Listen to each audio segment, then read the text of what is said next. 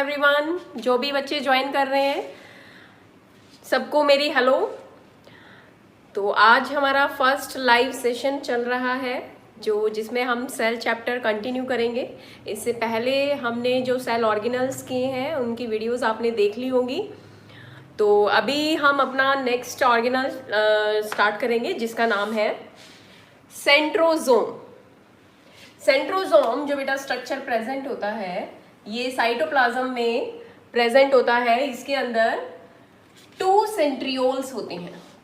क्या प्रेजेंट होते हैं इसमें? 2 सेंट्रियोल्स। इनकी जो पोजीशन होती है सेंट्रियोल्स की सेंट्रोजोम के अंदर ये इस तरह से होती है बेटा। 2 सेंट्रियोल्स होते हैं और ये एक दूसरे के परपेंडिकुलर होते हैं।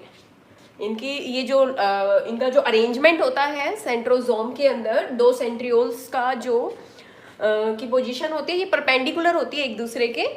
तो इस सेंट्रोजोम को हम क्या बोलेंगे? डिप्लोजोम। ओके बेटा, तो डिप्लोजोम इसको हम बोलेंगे जिसके अंदर 2 सेंट्रियोल। ये सेंट्रियोल सिर्फ और सिर्फ ध्यान रखना, सेंट्रियोल ये प्रेजेंट होता है सिर्फ और सिर्फ यूकैरियोटिक ऑर्गेनिजम्स के अंदर। प्रोकैरियोट्स के अंदर ये नहीं होता। यूकैरियोट्स में ये प्रेजेंट होता है सिर्फ एनिमल के अंदर। प्लांट्स के अंदर ये नहीं प्रेजेंट होता, एनिमल्स के अंदर प्रेजेंट होता है सिर्फ ये। सेंट्रियोल रोड शेप और सिलेंड्रिकल शेप स्ट्रक्चर होता है। इसका स्ट्रक्चर यहाँ बना रखा है मैंने, कंप्लीट माइक्रोस्कोपिक स्ट्रक्चर। माइक्रोस्कोप में देखने से अगर हम देखना है तो सेंट्रियोल कैसा दिखाई देगा, इस तरह से दिखाई देगा। तो ये जो आपको स्ट्रक्चर दिख रहा है ये स्ट्रक्चर आपको दिखेगा बेटा एक कार्ट व्हील जैसा। कार्ट व्हील जैसे ये जो पहिया होता है गाड़ी का वैसा वैसा आपको ये दिखाई देगा।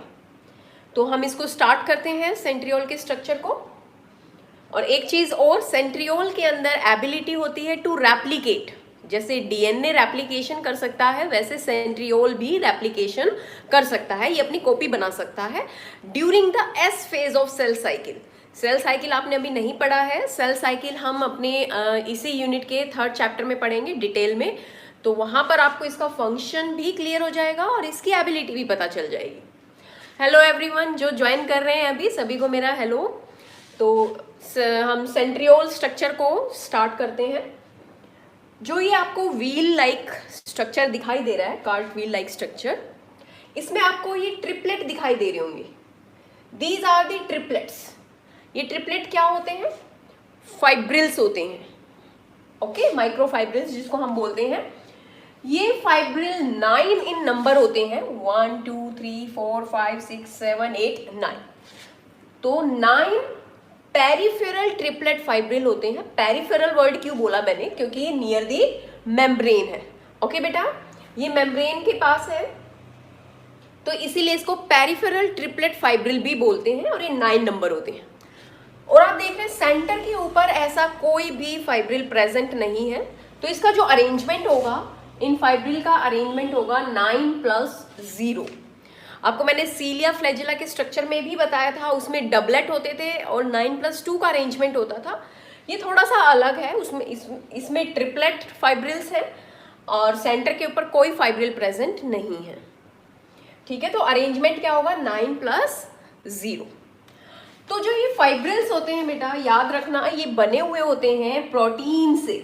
कौन से प्रोटीन से? ट्यूब्युलिन प्रोटीन से ये बने हुए होते हैं। और ये एक फाइब्रिल दूसरे फाइब्रिल से कनेक्टेड है। आप देख पा रहे होंगे ये इस तरह से, ये एक फाइब्रिल दूसरे फाइब्रिल से कनेक्टेड है। कैसे? ये आपको बीच में ये कनेक्टिव दिख रहा है, ये सारे कनेक्टिव इस तरह से, ये देखिए ये फाइब्रिल आपस में एक दूसरे से कनेक्टेड है। किस कनेक्शन से?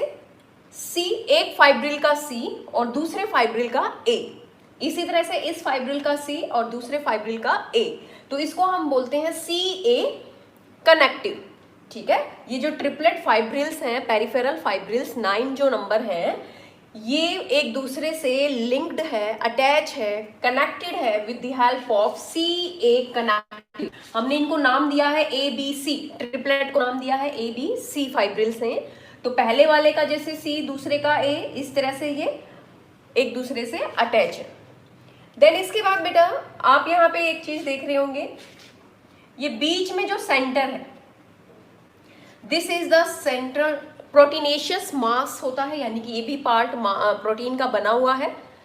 ये सेंट्रल रोड बोलते हैं इसको, या आप बोल सकते हैं हब। ओके बेटा, इसको हम हब बोल सकते हैं। तो इसके बाद ये जो पेरिफेरल ट्यूब्यूल है, ये कनेक्टेड है प्रोटीनेशियस मास से with the help of these lines. ये लाइन्स दिख रही हैं, ये लाइंस जो हैं इनको हम बोलते हैं बेटा रेडियल स्पोक्स। यानी कि ये जो पेरिफेरल माइक्रोफाइब्रिल्स हैं, ये सारी की सारी अटैच हैं अंदर हब से with the help of radial spokes. Okay बेटा, ये इसका एक डायग्राम है। अगर आपको इसको ये डायग्राम क्लियर हो जाता है तो इसको लिखना भी आसान हो जाएगा। आप जस्ट डायग्राम देख करके इसके बारे में बता सकते हैं, ठीक है। और ध्यान रखना, centriole present only in animal cell. I hope आपको ये स्ट्रक्चर समझ में आ गया होगा। साथ के साथ आप कमेंट करते रहें, मुझे बताते रहें कि आपको ये स्ट्रक्चर क्लियर है या नहीं। मैं आपके कमेंट भी देख लेती हूँ एक बारी।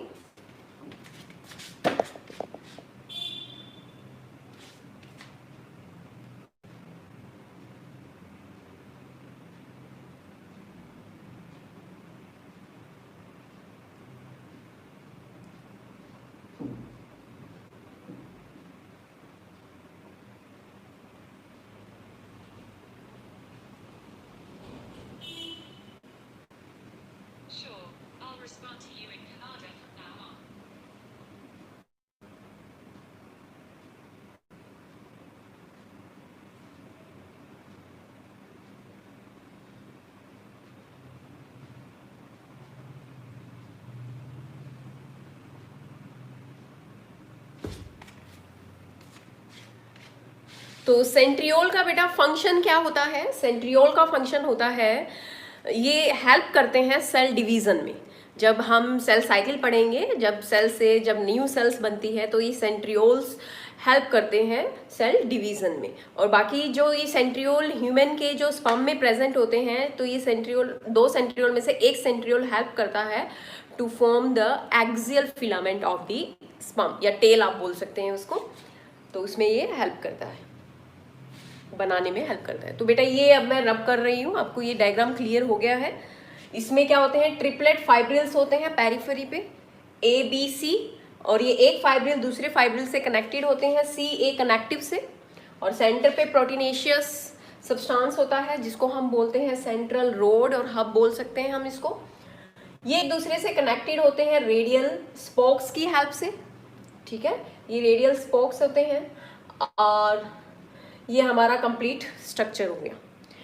नाउ अब हम स्टार्ट करेंगे अपना next cell organelle, that is nucleus. Okay बेटा, आप साथ के साथ कमेंट करते रहें, आपको क्लियर हो रही हैं चीजें।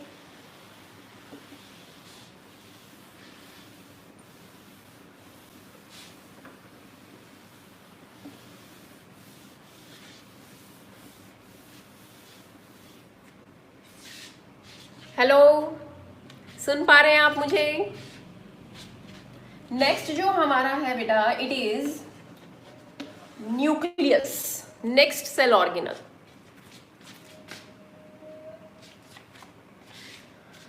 न्यूक्लियस को सबसे पहले रॉबर्ट ब्राउन ने डिस्कवर किया था 1831 में, ठीक है बेटा। ये न्यूक्लियस की जो लोकेशन है, मैं यहाँ लोकेशन बता रही हूँ, प्लांट सेल और एनिमल सेल में अलग अलग होती है। प्लांट सेल के अंदर जो न्यूक्लियस होता है, it is present near the periphery. Periphery मतलब near the plasma membrane, side में होता है थोड़ा। क्यों होता है?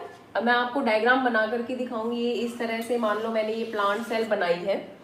प्लांट सेल में ये एक तरफ होता है, इस तरफ, सेंटर पे नहीं होता, साइड में होता है। क्यों? इसका क्या रीजन है?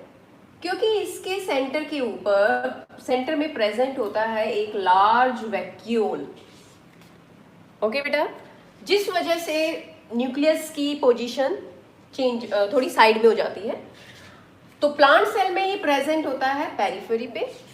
और अगर हम बात करें एनिमल सेल की,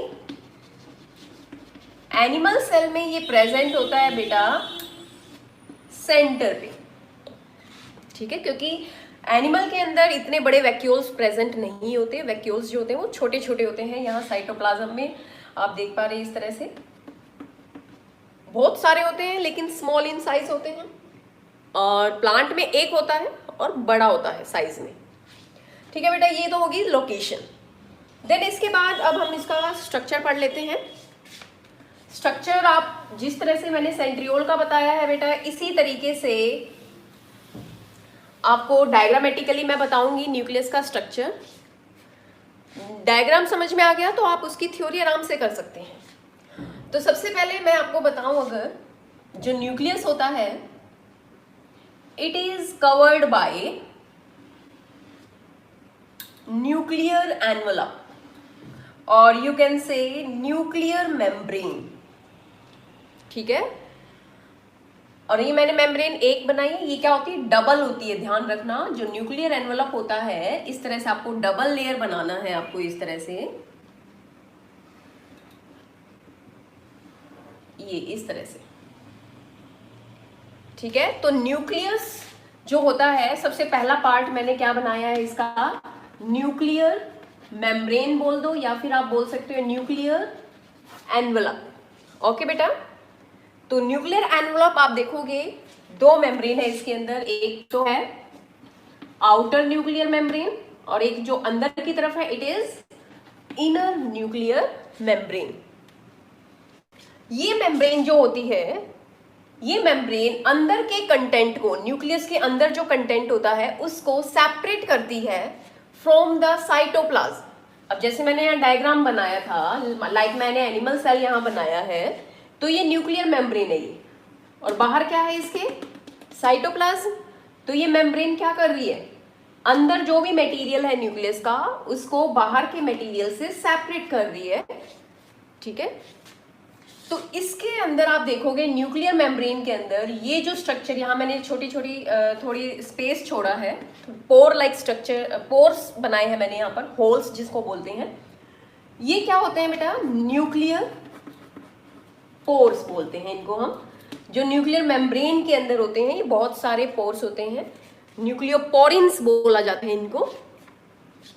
ये पोर्स क्या काम करते हैं, जो अंदर का मटेरियल है उसको बाहर साइटोप्लाज्म के अंदर भेज देते हैं, या साइटोप्लाज्म से कोई भी चीज है वो न्यूक्लियोप्लाज्म के अंदर आ सकती है। तो एक्सचेंज ऑफ मटेरियल का काम करते हैं ये। ओके बेटा, ये हो गया हमारा न्यूक्लियर मेम्ब्रेन। क्या आप इसके बारे में लिख सकते हैं?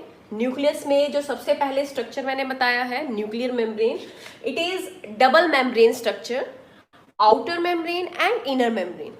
इनर मेम्ब्रेन आप देखोगे ये स्मूथ होती है, और जो आउटर मेम्ब्रेन होती है इसके ऊपर आपको, जो मैंने एंडोप्लाज्मिक रेटिकुलम बताया था, जैसे लाइक मैं यहाँ बना रही हूँ एंडोप्लाज्मिक रेटिकुलम, इस तरह से इसके ऊपर पास में एंडोप्लाज्मिक रेटिकुलम होता है, स्पेशली रफ एंडोप्लाज्मिक रेटिकुलम। तो ये जो है इसको हम बोलते हैं साइटोप्लाज्मिक सरफेस भी बोल सकते हैं, क्योंकि इसका जो ये आउटर मेम्ब्रेन है ये किस तरफ है, साइटोप्लाज्म की तरफ है। ये आउटर मेम्ब्रेन बाहर साइटोप्लाज्म की तरफ एक्सपोज हो रही है। तो यहाँ पर आप देखेंगे ये जो आउटर मेम्ब्रेन है ये एंडोप्लाज्मिक रेटिकुलम से थोड़ी अटैच है, रफ एंडोप्लाज्मिक रेटिकुलम से। और न्यूक्लियर मेम्ब्रेन के बीच में न्यूक्लियर पोर्स हैं जो एक्सचेंज ऑफ मटेरियल कराते हैं। देन इसके बाद बेटा नेक्स्ट जो हमारे पास इसमें आता है वो आता है न्यूक्लियोप्लाज्म। ठीक है, न्यूक्लियोप्लाज्म क्या होता है, एक लिक्विड सब्सटेंस होता है बेटा। ये देखिए, ये जो मैं लिक्विड सब्सटेंस यहाँ बता रही हूँ, सेमी फ्लूइड ट्रांसपेरेंट सब्सटेंस होता है, इट इज द न्यूक्लियोप्लाज्म।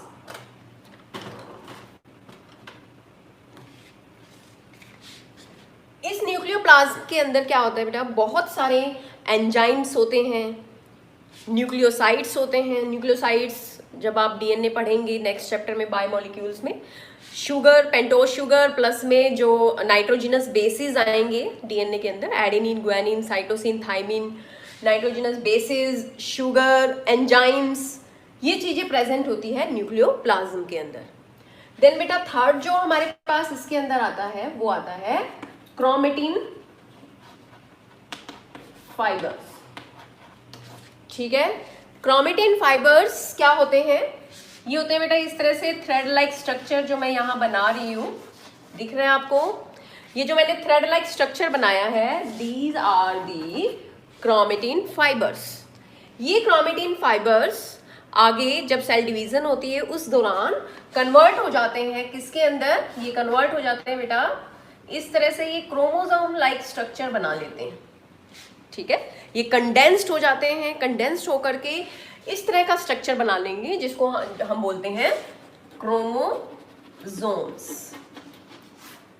ठीक है बेटा, अब ये क्रोमेटिन फाइबर इसके अंदर प्रेजेंट होता है हमारा जो इनहेरिटेड सब्सटेंस जिसको हम डीएनए बोलते हैं, जो पेरेंट्स से आगे ऑफस्प्रिंग में पास ऑन हो जाता है, वो यहीं प्रेजेंट होता है। ठीक है, या हम यूँ बोल सकते हैं डीएनए की कंडेंस्ड फॉर्म को हम क्रोमोसोम्स बोलते हैं।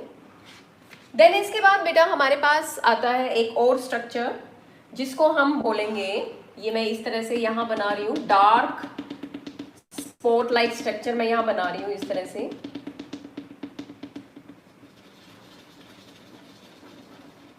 विदाउट एनी मेम्ब्रेन, एक स्पॉट लाइक स्ट्रक्चर। ये एक सेल के अंदर एक भी हो सकता है और ऐसे ऐसे एक से ज्यादा भी हो सकते हैं, 1 to 4 न्यूक्लियोलस भी प्रेजेंट हो सकते हैं। तो इसका नाम बेटा हो गया जो हमारे पास फोर्थ, 1 2 3 फोर्थ जो यहाँ पे सब्सटेंस मटेरियल अंदर जो प्रेजेंट है, it is the nucleolus. It is nucleus and nucleus के अंदर प्रेजेंट होता है बेटा न्यूक्लियोलस। ये nucleolus dark spot like structure without any membrane, it is known as nucleolus. इसको, इसके अंदर क्या होता है, आरएनए एंड राइबोसोम सिंथेसिस होती है बेटा। तो इसको हम ज्यादातर बोलते हैं न्यूक्लियोलस को ribosome factory of the cell. ठीक है बेटा, ribosome factory of the cell. यहाँ पर राइबोसोम्स, आरएनए ये सब बनते हैं, तो इसको ribosomal factory of the cell बोला जाता है। ये एक सेल के अंदर एक भी हो सकते हैं, एक से ज्यादा भी हो सकते हैं। और जो ये न्यूक्लियस है बेटा, एक सेल के अंदर एक न्यूक्लियस भी हो सकता है जिसको हम बोलते हैं यूनिन्यूक्लिएट सेल। अगर सेल के अंदर एक से ज्यादा न्यूक्लियस है तो उसको हम बोलते हैं बाई न्यूक्लिएट सेल। जैसे कुछ पैरामीशियम स्पीसीज होती है पैरामीशियम की, उनके अंदर 2 न्यूक्लियस होते हैं एक सेल के अंदर। कुछ ऐसी फंगस और एल्गी होती है जिसके अंदर मल्टी न्यूक्लिएट होते हैं, यानी कि सेल जो होती है वो मल्टी न्यूक्लियस होती है, उनको हम बोलते हैं बेटा सिनोसिटिक सेल। क्या बोलते हैं उनको हम? सिनोसिटिक सेल। COENOCYTI से सिनोसिटिक सेल। कुछ फंगस और एल्गी में होते हैं। कुछ एनिमल्स में भी मल्टी न्यूक्लियस होते हैं, न्यूक्लियाई होते हैं, उनको हम क्या बोलते हैं? सिंशियल। सिंशियल, इट इज सिंशियल।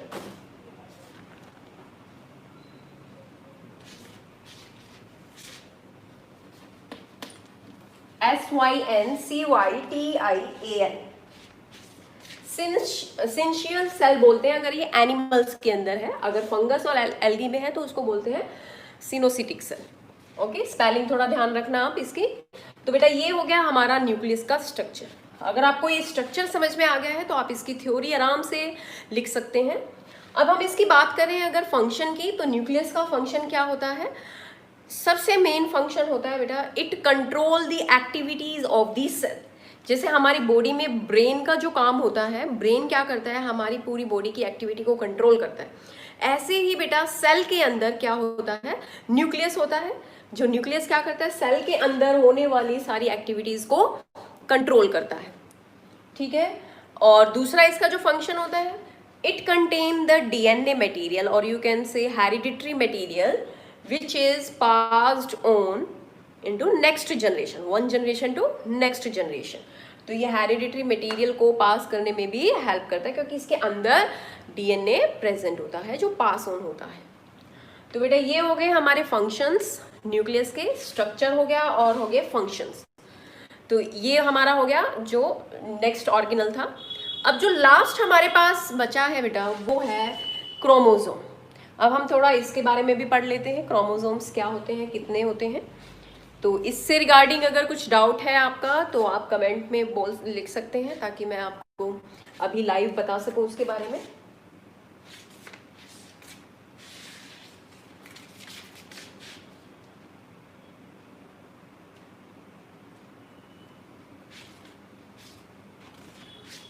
हाँ जी बेटा, कर दिया जाए अभी से। अभी हम नेक्स्ट और लास्ट टॉपिक जिसको हम बोल सकते हैं इस चैप्टर का, इसके बाद हमारा चैप्टर खत्म हो जाएगा।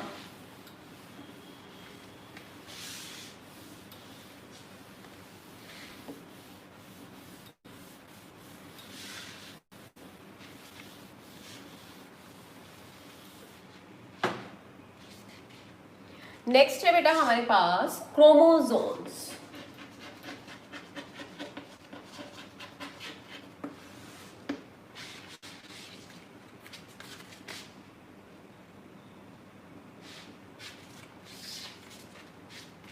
क्रोमोसोम्स क्या होते हैं बेटा?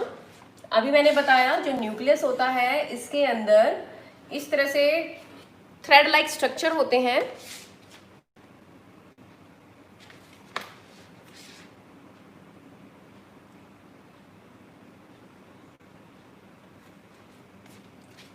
ये इस तरह से क्रोमेटिन थ्रेड लाइक स्ट्रक्चर होते हैं जिनको हम यहाँ न्यूक्लियस के अंदर जब तक सेल डिवीजन नहीं होती तो ये इसी फॉर्म में रहते हैं, और जैसे ही सेल डिवाइड करती है तो ये कंडेंस्ड हो जाते हैं और क्रोमोसोम में कन्वर्ट हो जाते हैं। तो जो क्रोमोसोम्स होते हैं बेटा, इसका जो मैं डायग्राम अगर यहाँ बनाऊं इस तरह से ये कंडेंस्ड हो जाते हैं, ये देखिए, ठीक है। ये बीच में मैंने क्या बनाया है, it is the centromere, it is the centromere. ये सेंट्रोमियर ने क्या किया हुआ है, क्रोमोसोम्स की दो क्रोमेटिड्स को अटैच किया हुआ है, यानी कि जो क्रोमोसोम्स है वो दो क्रोमेटिड्स से मिलकर के बने हुए हैं, एक यहाँ पे और एक ये हो गई हमारी क्रोमेटिड्स। एक क्रोमोसोम दो क्रोमेटिड्स से मिलकर के बना हुआ है, एक और एक ये दो। ये इन क्रोमेटिड्स को हम सिस्टर क्रोमेटिड्स बोलते हैं बेटा। सिस्टर क्रोमेटिड्स क्यों बोलते हैं, क्योंकि ये आइडेंटिकल होते हैं, बिल्कुल ही सेम होते हैं, बिल्कुल ही सेम क्रोमेटिड्स होती है ये वाली और ये वाली, इसीलिए इनको हम सिस्टर क्रोमेटिड्स बोलते हैं बेटा। और ये क्रोमेटिड्स अटैच होती हैं किससे, बीच में इनके प्रेजेंट होता है सेंट्रोमियर। अगर सेल के अंदर इस तरह का आपको स्ट्रक्चर दिख रहा है जिसके अंदर सेंट्रोमियर सेंटर के ऊपर प्रेजेंट है और जो क्रोमेटिड्स हैं ये इक्वल है या इक्वल आर्म्स होती है क्रोमोसोम्स की, तो ऐसे क्रोमोसोम को हम बोलते हैं बेटा मेटासेंट्रिक क्रोमोसोम। क्या बोलते हैं, मेटासेंट्रिक क्रोमोसोम। अगर ये सेंट्रोमियर प्रेजेंट होता है away from the centre like this, अगर मैं इसको बनाऊं इस तरह से, ये देखिए ये सेंटर पे था तो दोनों क्रोमेटिड्स बराबर थी, आर्म्स बोल सकते हैं, दोनों बराबर थी। लेकिन जैसे ही सेंट्रोमियर थोड़ा सा ऊपर चला गया, अवे फ्रॉम द सेंटर चला गया, तो इसको हम जिस वजह से जो नीचे वाली आर्म है ये ऊपर वाली आर्म के कंपैरिजन में लार्ज है, तो अनइक्वल आर्म प्रोड्यूस हो रही है। अनइक्वल आर्म आपको देखने को मिल रही है, ये शॉर्ट आर्म है और एक लॉन्ग। तो इस तरह का जो क्रोमोसोम आपको दिखाई दे रहा है इसको हम बोलते हैं बेटा सब मेटासेंट्रिक, सब मेटासेंट्रिक बोलते हैं। अब एक और सिचुएशन आती है आपके पास, अगर ये सेंट्रोमियर थोड़ा और ऊपर आ जाए यानी कि नियर द टर्मिनल पॉइंट, तो आपका जो क्रोमोसोम दिखाई देगा वो अब इस तरह से दिखाई देगा। ये जो स्ट्रक्चर बना है जिसमें एक लॉन्ग आर्म है और एक इसमें वेरी शॉर्ट,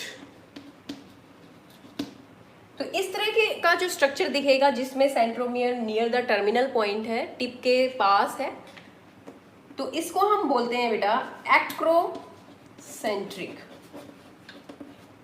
ठीक है, एक और सिचुएशन आती है, ये तो होगी मेटासेंट्रिक क्रोमोसोम, ये सब मेटासेंट्रिक, ये एक्रोसेंट्रिक। एक और सिचुएशन है बेटा, एक और सिचुएशन जैसे बिल्कुल ही आप लगा के चलो, बिल्कुल ही टिप पे आ गया है ये सेंट्रोमियर, और जो हमारी एक आर्म है नीचे वाली, ये वेरी लॉन्ग आर्म अब बन गई है,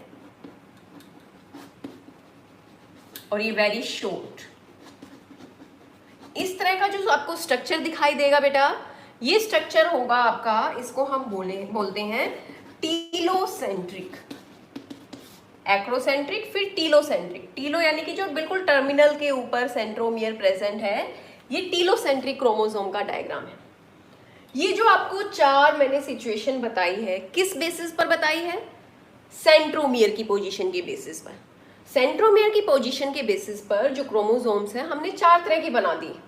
एक है हमारे पास मेटासेंट्रिक, जिसमें सेंट्रोमियर सेंटर पे है और दोनों आर्म्स इक्वल है। एक जिसमें सेंटर के थोड़ा सा दूर है, सब मेटासेंट्रिक, जिसमें एक आर्म शॉर्ट एक लॉन्ग हो जाएगी, यानी कि अनइक्वल आर्म है इसमें भी, इसमें। और एक्रोसेंट्रिक में थोड़ा सेंट्रोमियर और दूर चला गया है सेंटर से, और नियर दी टर्मिनल मतलब टिप के पास आ गया है। तो इसमें ये वाली जो एक आर्म होगी दूसरी आर्म से बिल्कुल साइज में अलग होगी, एक लॉन्ग और एक शॉर्ट, ये भी अनइक्वल आर्म्स है। इस तरह का जो क्रोमोसोम है जिसको हम बोलते हैं टीलोसेंट्रिक। टीलोसेंट्रिक के अंदर बेटा एक बहुत ही बड़ी आर्म है और एक बहुत ही छोटी, क्योंकि इसमें क्या है, सेंट्रोमियर बिल्कुल ही टिप के ऊपर प्रेजेंट है। तो इस तरह की जो सिचुएशन हमें दिख रही है बेटा, ये क्रोमोसोम्स के types on the basis of centromere position. Okay, तो यहाँ पर क्रोमोसोम्स हमारा फिनिश हो गया है। क्रोमोसोम्स याद रखना, इसके अंदर डिप्लॉयड हैप्लॉयड स्टेज मैंने आपको पहले ही बता दी है। डिप्लॉयड स्टेज होती है बेटा, अगर हम बात करें डिप्लॉयड को हम 2n लिखते हैं। डिप्लॉयड मीन्स होता है डबल सेट ऑफ क्रोमोसोम्स। अभी हमारी बॉडी में कितने क्रोमोसोम है? 46 क्रोमोसोम को हम बोलते हैं बेटा डिप्लॉयड क्रोमोसोम्स, या आप बोल सकते हो इसमें 23 पेयर्स। 23 पेयर जो है ये डिप्लॉयड है। और अगर बात की जाए हैप्लॉयड की, अगर वर्ड आ जाता है हैप्लॉयड क्रोमोसोम, तो हैप्लॉयड को हम n से डिनोट करते हैं। हैप्लॉयड का मतलब है ओनली 23, यानी कि सिंगल सेट ऑफ क्रोमोसोम, या यू कैन से हाफ सेट ऑफ क्रोमोसोम। 46 के हाफ हो जाएंगे 23, या आप सीधा बोल सकते हैं 23 क्रोमोसोम्स। 23 पेयर्स बोलेंगे तो इट इज डिप्लॉयड, 23 बोलेंगे, ओनली 23 बोलेंगे तो होगा हैप्लॉयड। तो ये डिप्लॉयड हैप्लॉयड सिचुएशन कहाँ बनती है, थोड़ा ध्यान से सुनना इसे। डिप्लॉयड जो होते हैं ये जैसे हमारी जो सोमैटिक सेल्स होती हैं, जब वो डिवाइड करती हैं तो वो इक्वल नंबर डिवाइड करके जो सेल बनती है उनमें इक्वल नंबर ऑफ क्रोमोसोम होते हैं as compare to parent cell. ठीक है, डिप्लॉयड जिसमें मतलब क्रोमोसोम सेम रह रहा है 46 से 46 में। हैप्लॉयड होता है बेटा जो हमारी जर्म सेल्स होती है, रिप्रोडक्टिव ऑर्गन्स होते हैं जो मेल फीमेल में, उनकी जर्म सेल्स जब सेल डिवाइड करती है और क्या बनाती है, गैमीट्स।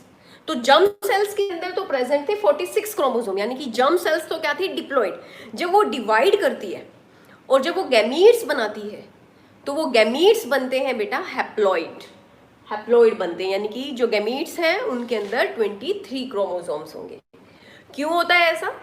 क्योंकि जैसे एक मेल गैमीट है उसके अंदर 23 है, एक फीमेल गैमीट है इसलिए 23 है। जब दोनों की फ्यूजन होती है तो अपने आप 46 क्रोमोसोम्स आ जाएंगे। ठीक है, तो इसीलिए गैमीट्स का हैप्लॉयड होना जरूरी है। अगर गैमीट्स डिप्लॉयड बनेंगे तो 2 गैमीट्स आते हैं हमेशा फ्यूजन के लिए। न्यू ऑर्गेनिज्म बनाने के लिए हमें 2 गैमीट्स की जरूरत होती है। तो दोनों गैमीट्स अगर 46 के हैं तो कितने नंबर ऑफ क्रोमोसोम्स आएंगे, जो कि पॉसिबल ही नहीं है। तो इसीलिए जो गैमीट्स होते हैं बेटा वो हैप्लॉयड होते हैं, क्योंकि हमें 2 अलग अलग गैमीट्स को फ्यूज कराना होता है। तो 2 अलग अलग गैमीट्स, एक 23 और एक 23, 46 तब बनेगा तो नॉर्मल सिचुएशन आएगी। तो ये हो गया हमारा हैप्लॉयड। तो आपको समझ में आ गया होगा, क्रोमोसोम्स अगर डिप्लॉयड है तो उसमें डबल सेट ऑफ क्रोमोसोम है 23 पेयर्स, और अगर हैप्लॉयड सिचुएशन है उसमें होता है ओनली 23 क्रोमोसोम्स। ये सिर्फ और सिर्फ हमारी जो बॉडी है उसमें गैमीट्स जो होते हैं वो हैप्लॉयड होते हैं। तो ये हो गया बेटा हमारा क्रोमोसोम्स। इससे रिगार्डिंग कोई क्वेश्चन अगर आप पूछना चाहें तो अपना कमेंट लिख दें। जब इसका डाउट सेशन होगा इस चैप्टर का तो मैं आपके वो सारे डाउट्स क्लियर कर दूंगी। देन इसके बाद बेटा एक और छोटा सा टॉपिक है, वैसे हम पढ़ चुके हैं उसके बारे में, बट यहाँ पर शायद आपको लास्ट टॉपिक का नाम सुन के शायद आपको लगे शायद आपने नहीं पढ़ा हो। तो इसमें जो बेटा नाम है वो है माइक्रोबॉडीज। माइक्रोबॉडीज आप कहेंगे नहीं पढ़ा, लेकिन अगर मैं आपको बताऊं पैरोक्सिसोम के बारे में आपने पढ़ा है, तो पैरोक्सिसोम क्या है? It is a microbodies, glyoxysome and peroxisome. Peroxisomes, glyoxysomes, ये मैंने आपको बेटा बताया था नॉन एंडोमेम्ब्रेनस सिस्टम के अंदर। नॉन एंडोमेम्ब्रेनस के अंदर क्यों? क्योंकि इनके पास खुद के प्रोटीन्स होते हैं, ये डिपेंड नहीं करते दूसरे किसी ऑर्गेनल के ऊपर, अपने प्रोटीन्स खुद बना लेते हैं। तो इसी तरह से तो माइक्रोबॉडीज स्मॉल स्ट्रक्चर होते हैं जो प्रेजेंट होते हैं साइटोप्लाज्म के अंदर। और पैरोक्सिसोम्स जैसा मैंने बताया था इसके अंदर ये ज़्यादातर लीवर और किडनी सेल्स के अंदर अबंडेंट अमाउंट में होते हैं, बहुत ज़्यादा अमाउंट में होते हैं, और इनके अंदर ऑक्सीडेटिव एंजाइम्स होते हैं जो ऑक्सीडेशन में हेल्प करते हैं। इसी तरह से ग्लाइऑक्सिसोम्स है बेटा, ये भी स्मॉल स्ट्रक्चर होते हैं, ऑक्सीडेटिव एंजाइम्स होते हैं इनके अंदर भी, और ऐसा माना जाता है जब ये अपना फंक्शन कंप्लीट कर लेते हैं तो ये किस में कन्वर्ट हो जाते हैं? पैरोक्सिसोम्स के अंदर। तो बेटा यहाँ पर हमारा पूरा चैप्टर फिनिश हो गया है। तो इस चैप्टर से रिगार्डिंग आपके अगर कोई भी डाउट है तो आप पूछ सकते हैं कमेंट सेक्शन के थ्रू, कमेंट सेशन में, और जब इसका डाउट सेशन शुरू होगा इस चैप्टर का, मे बी टुमारो और डे आफ्टर टुमारो, तो हम उसमें इसके बारे में पढ़ेंगे। ठीक है, डाउट्स लेंगे इस चैप्टर की जितने भी हैं। तो तब तक आप अपना ये चैप्टर कंप्लीट करें। ओके।